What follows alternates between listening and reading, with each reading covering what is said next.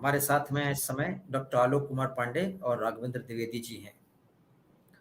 तो बात हुई थी कि वो स्टेशन का नाम क्यों बदला, तो योगी जी ने बोला वहां पर कि हम शिवाजी का म्यूजियम बनवाते हैं और वो औरंगजेब का म्यूजियम बनवाने में विश्वास रखते हैं, बनवाते रहे। इस तरह की बात आई।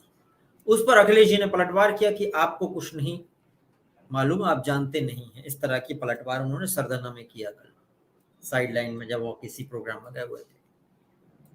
अब क्या माना जाए, ये देश औरंगजेब के हिसाब से चलेगा या शिवाजी के हिसाब से चलेगा, अभी भी स्थिति इस पे लोगों में क्लियर नहीं है। मुगल अभी भी लड़वा रहे हैं हमको।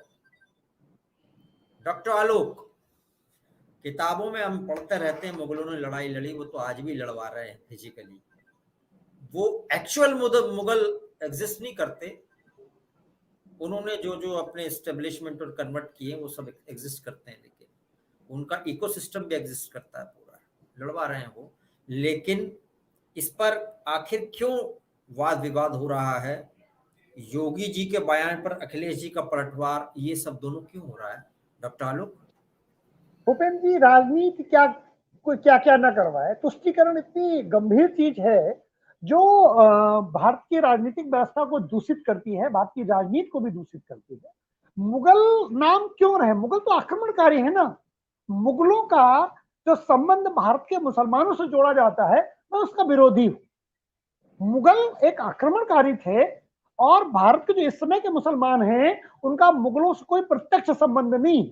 लेकिन भारत के राजनेताओं ने मुगलों को, जो मुगल अकबर वाले औरंगजेब वाले मुगल थे, वो वर्तमान मुसलमानों से जोड़ने की एक परंपरा डाल दी गई है, जिससे कि प्रॉब्लम आती है। अब आप बताइए, मुगल जो वहां चले थे, मैं ये कोई विवाद या कोई परिचर्चा आज की नहीं है। 2 साल पहले जब म्यूजियम 60-70% तक बन गया था, अब तो कंप्लीट होने वाला होगा, तब योगी जी ने कहा था कि मुगल गार्डन, मुगल नाम नहीं रखा जाएगा मुगल म्यूजियम। जो अखिलेश जी ने करीब 150 करोड़ 143 करोड़ लगभग 150 करोड़ के बजट से उन्होंने उसे बनवाना प्रारंभ किया था। लेकिन आप बताइए, मुगल भारत के आदर्श कैसे हो सकते हैं?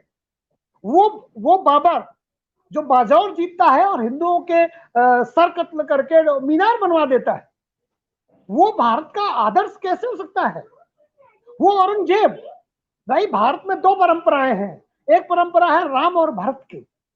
भरत सौतेले भाई थे ना, फिर भी जब भगवान राम को वनवास हुआ तो उन्होंने राजगद्दी लेने से मना कर दिया, अपने पिता के आदेश को मानने से मना किया, क्योंकि राज्याभिषेक भगवान राम का होना था। और 14 वर्ष तक उन्होंने खड़ायू लेकर के भगवान राम के असिस्टेंट के रूप में अयोध्या में शासन चलाया, शासन किया नहीं। अब आइए, दूसरा एक भारत का शासक बना औरंगजेब। वो सत्ता के लिए अपने सगे बड़े भाई की, सगे बड़े भाई, वो सौतेले थे, सगे बड़े भाई की हत्या की। हत्या करने से भी कोई दिक्कत नहीं, चलो कर दिया आपने। बहुत लोग कह सकते हैं अशोक ने भी हत्या की थी, मैं मान लेता हूं, सत्ता के लिए हत्याएं राजनीति में होती रही है। फिर उसकी गर्दन कटवाई।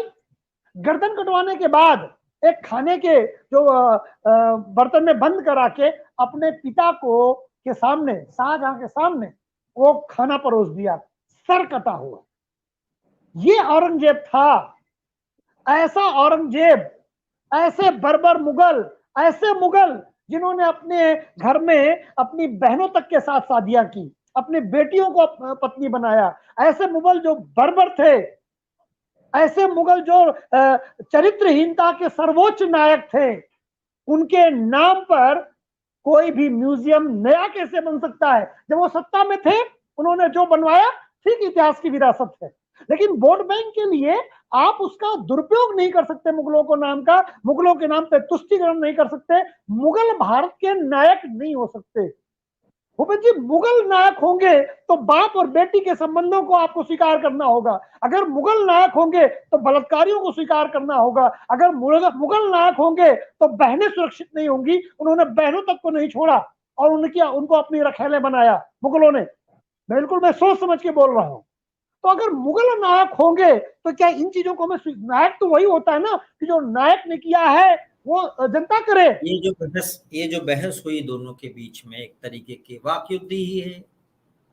ये जरूरी था, गैर जरूरी था, हमको ये समझ में आ गया कि गैर जरूरी ही था। लेकिन जब इस पर वाद विवाद हो रहा है या कहीं बातें हो रही हैं, तो फिर समाजवादी पार्टी अपने बंदे भेज क्यों नहीं रही है? मुझे ये चीज समझ में नहीं आ रही है डॉक्टर आलोक आज। ऐसे नहीं भूपेन जी, ये तीसरा प्रोग्राम है पिछले 1 महीने में जिसमें समाजवादी पार्टी ने अपना व्यक्ति नहीं भेजा है।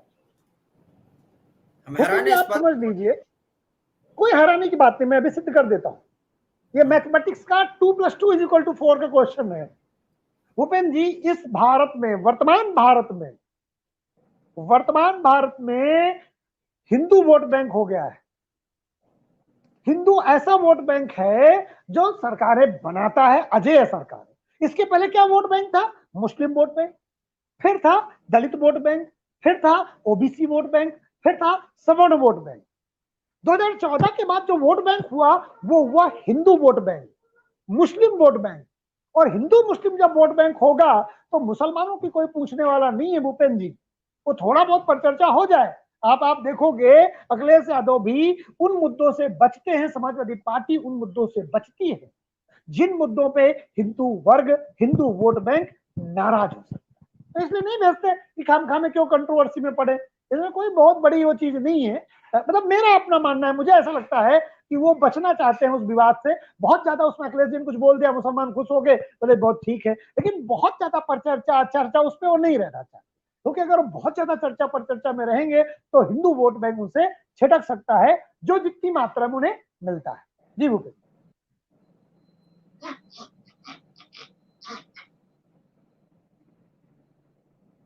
तथ्य रख सकते हैं, नहीं तो फिर हम वाइंड अप के दौर। हाँ, भूपेश जी, ये कह के आप मन में लड्डू फूटता भी और नहीं भी फूटता, बताओ आप ऐसे करते तो आदेश करो तो हम कुछ बोल दें, नहीं तो फिर दिन को खत्म करेंगे। ठीक है, मेरा सिर्फ इतना ही कहना है कि बस एक लाइन 30 सेकंड में बोल दूं कि इतिहास को करेक्ट करना भी हमारी जिम्मेदारी। अगर हमें गलत इतिहास पढ़ाया गया है तो हमारी ये ड्यूटी है। दुनिया का सबसे ओल्डेस्ट कल्चर होने की वजह से ये हमारी ड्यूटी है अपनी ये लीगेसी को आपको ड्यूटी मेंटेन लग करना। रही है, लेकिन पॉलिटिकल पार्टीज को क्यों नहीं लग रही है, ये समझ के मैं पॉलिटिकल मतलब ये पार्टीज भी हम ही से डाइजेस्ट बनती है कर ना। रहा हूँ ये इशू। हम, जब मैं कहता हूँ हमारी ड्यूटी है तो ये बात 115 करोड़ हिंदुओं की ड्यूटी की बात करता हूँ। हाँ, हम जो 115 करोड़ लोग हैं लगभग, ये हमारी ड्यूटी है। मैं 115 करोड़ हिंदुओं की बात करता हूँ कि हमारी लीगेसी को, जो दुनिया की ओल्डेस्ट लीगेसी है, इसको प्रिजर्व करना है, इसे सस्टेन करना है। और अगर कहीं कुछ गड़बड़ी हुई है, 3000 मस्जिदें ऐसी हैं जो मंदिर है, तो अगर उनकी जरूरत पड़े तो हम उनको भी करेक्ट कर सकते हैं। ऐसमें कौन सी दिक्कत वाली बात?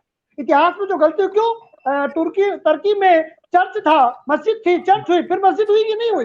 कौन बोला दुनिया में? राघवेंद्र जी, तो इसलिए राघवेंद्र जी, एक व्यक्ति नाम रखेगा, फिर कोई व्यक्ति बदलेगा।